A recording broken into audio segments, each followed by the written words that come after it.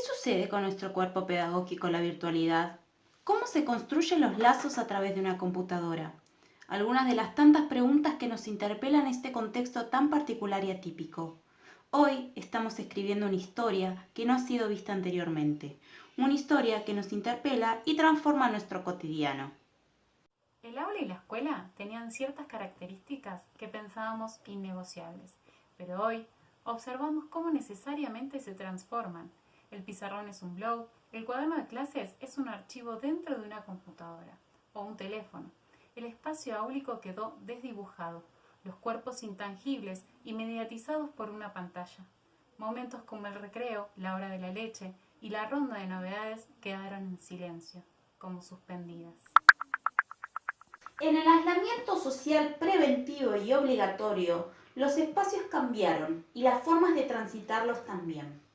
Entonces nos resuena la pregunta del apunte de cátedra: ¿cómo convocar a ese grupo de estudiantes a circular por ese espacio virtual? Para pensar en cómo poder transmitir ese placer por una poesía, esa sensación compartida de bailar una buena canción, o también cómo contarles un cuento sin interactuar con sus experiencias. En la presencialidad, crear nuevos ambientes áulicos estaba de la mano de variar la disposición de los bancos, construir rincones con mantas, almohadones, cambiar la luz. Pero ahora, en la virtualidad, ¿qué recursos tenemos? En el apunte de cátedra nos explicaban que los entornos posibles de interacción, como las redes, los foros, una cadena de mail, los documentos colaborativos, son varios, pero definir cuál de ellos es el mejor soporte para nuestra tarea es una decisión pedagógica que involucra tiempos y sentidos. Si bien podemos pensar en maestros y niñas que inventan con lo que tienen soportes de los más creativos, con materiales reciclados, con lo que tenemos en casa, como Luciano dibujando un dinosaurio en la tierra, no podemos dejar de ver la desigualdad en la que estamos inmersos.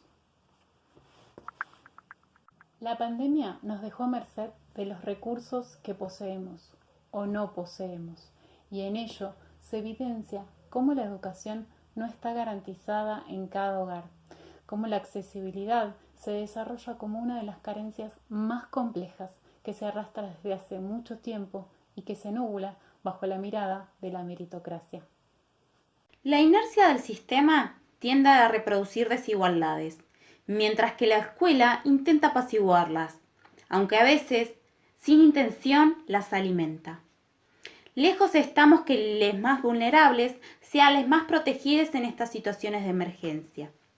Desde otro punto de vista, la emergencia podría ser entendida como una posibilidad para detener esa máquina que funciona sin descanso y analizar cuáles son los propósitos de nuestro hacer en la escuela, cuáles son las necesidades del colectivo, las de antes y las de ahora, y por último, quiénes son los actores que construimos el cuerpo de la escuela. ¿Qué ganamos y qué perdemos en el hacer cotidiano en la virtualidad?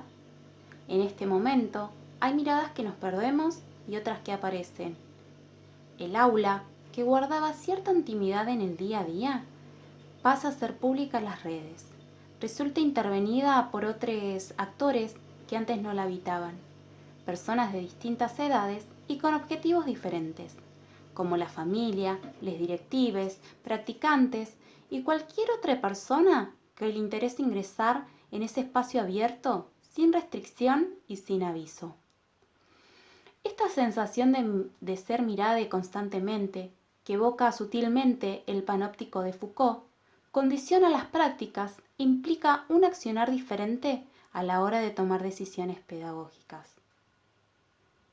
¿Para quién estamos planificando la virtualidad? El temor a ser juzgados, a equivocarse en este contexto público puede ser contraproducente al momento de presentar contenidos y aún más si no responden al sistema hegemónico. Reflejo de ello son las noticias de los últimos días, donde se criticaron duramente a las maestras de la TV pública en el programa Seguimos Educando, por cometer errores ortográficos o en cálculos matemáticos, demostrando el malestar que provoca el error. Deshumanizamos y perdemos la empatía sobre todo aquello que aparece en los medios digitales, olvidando que las niñas y los adultos aprendemos del error, siendo una fuente de aprendizaje significativo y no una oportunidad para el castigo. Como explica el filósofo alemán y coreano Byung-Chul Han, el smartphone y la digitalización hacen que vivamos en una sociedad sin mirada. La comunicación digital tiene consecuencias negativas en nuestra relación con el otro. Cada vez perdemos más la empatía. En estos momentos presenciamos sobre el aula una multiplicidad de miradas. Kaplan lo expresa como: el rostro se expone al juicio y a la interpretación del otro. Rostro y discurso están ligados. El rostro habla. Pero hoy nuestros ojos observan pero no ven la mirada del otro. Se observan fragmentos del otro o perfiles en imágenes inmóviles. Hoy lo que más observamos del otro es la palabra. Entonces, ¿la palabra cobró otro significado? Y pensando en las respuestas de esas observaciones, ¿son diferentes también? Por lo general, las respuestas hoy, en la virtualidad, son más impersonales. Múltiples formatos dan cuenta de que otro nos leyó. Ser vistes fue simplemente reemplazado por 2 tildes celestes o un mensaje automático como un recibido. Si nos metemos en el ámbito artístico y nos pensamos como espectadores de una obra, en la virtualidad observamos que es una experiencia más bien individual y nos sentimos que nos falta algo. El ritual de la salida del hogar para meterse en el espacio creado por el artista, la atmósfera que te rodea, la luz, el olor al ambiente, las charlas de la espera, la expectativa que la presencialidad es compartida de una manera comunitaria. Y ello necesariamente apela a otros sentidos. El simple hecho de escuchar la risa en el público lo hace más entretenido. Retomamos las palabras del filósofo Han, que dice que en los rituales experimentamos corporalmente la comunidad, la cercanía comunitaria. La digitalización descorporiza el mundo, y a esto se suma ahora la pandemia. Ella agudiza la pérdida de la experiencia corporal comunitaria. Retomemos la idea anterior de lo que observamos del otro más que nada es la palabra, porque cuando nos quedamos sin el contacto, sin el abrazo, nos quedan las palabras. ¿Y si no tengo palabras para consolar al otro, para describir lo que siento, lo que me pasa? El rol que cumple la escuela para habilitar espacios de socialización donde las niñas pueden expresar sus sentires e intercambiar experiencias con los otros, asume gran importancia dentro del vínculo familiar. De esta manera se creó un lazo más fuerte y sostenido entre la escuela y la familia, una relación mutua de retroalimentación para sostener la enseñanza y el aprendizaje en la virtualidad. La comunicación verbal se ha transformado en textos, audios o videollamadas. Hay nuevas normas de comunicación. Las participaciones tienen que ser lo más cortas y claras posibles, sin acotaciones, ya que se entrecorta la comunicación. Múltiples formatos confluyen como el chat y el video. Evitar multiplicidad de mensajes para no saturar los grupos. Realizar audios cortos. Pero, ¿cómo interpreta el receptor esta información? ¿Es posible saberlo sin ese contacto directo? Les docentes tenemos hoy otra tarea, la de decodificar el mensaje, que se entrecorta, se pixela, se bloquea, para asegurar que todos sean comprendidos. ¿Me escuchan? ¿Se entiende lo que digo? El cuerpo está tenso. Hoy más que nunca afirmamos las palabras de Ronald Barthes cuando declara: el lenguaje es una piel. Yo froto mi lenguaje contra el otro. Mi lenguaje tiembla de deseo. La emoción proviene de un doble contacto. Por una parte, toda una actividad discursiva viene a realzar discretamente, indirectamente un significado único, que es: yo te deseo. Y lo libera, lo alimenta, lo ramifica, lo hace estallar. El lenguaje goza tocándose a sí mismo. Por otra parte, envuelvo al otro mis palabras, lo acaricio, lo mimo, converso acerca de esos mimos, me desvivo por hacer durar el comentario al que someto la relación. En este contexto, la emocionalidad queda sujeta a su expresión en la distancia a través de las palabras. La piel Es representada como el lugar que percibe el estímulo, que desemboca la emocionalidad. La piel como el límite hasta donde nos definimos. La piel es el territorio de luchas y disidencias del orden simbólico. En ella habitan diferencias y desigualdades, formas de dominación, que en este contexto se agudizan. Las emociones, entendidas como reacciones ante un estímulo externo, pueden ser conscientes o inconscientes. Sabemos que cuando pasan al plano de la conciencia hay una experiencia subjetiva y se genera una respuesta reactiva, una respuesta de supervivencia.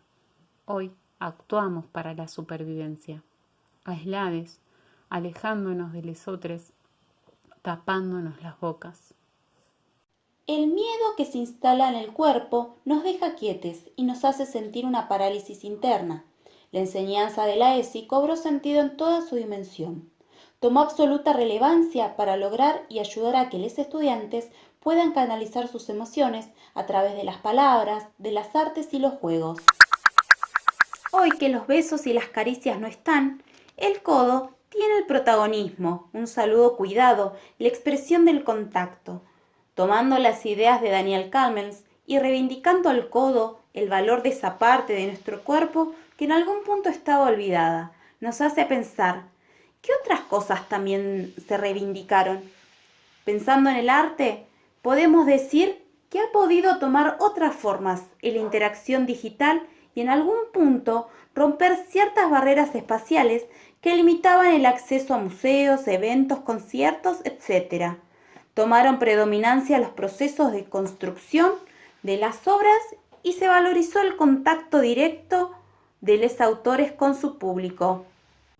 Las tecnologías tienen la funcionalidad de crear fácilmente simulaciones para sus usuarios, lo que en ocasiones permite sentirnos partícipes de las obras.